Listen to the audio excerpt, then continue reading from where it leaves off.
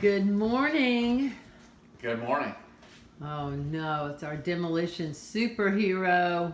Bum, ba, bum, bum, ba, Yes. bum, ba, So today we're taking out this door.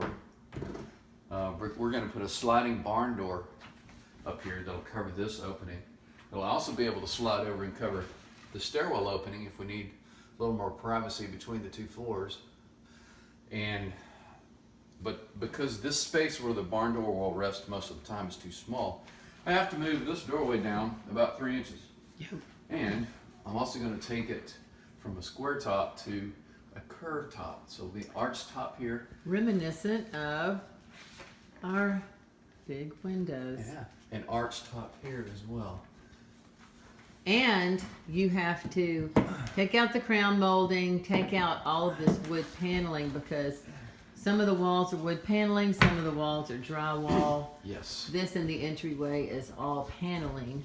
So I'm going to take the paneling out here, down to here. Mm-hmm. Replace it with drywall. Yep.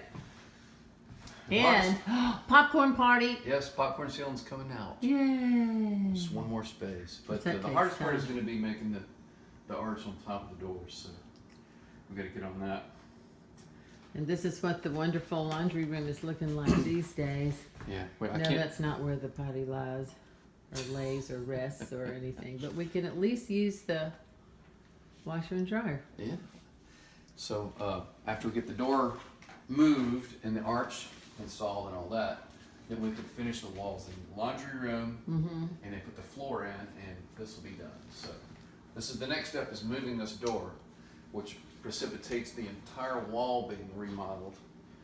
And So- because Garrett travels so much, we pack it in on the Yes. days that he's here and have to be super concentrated in our efforts because once he leaves, big mess. Everything grinds to a halt. It does, it grinds to a halt.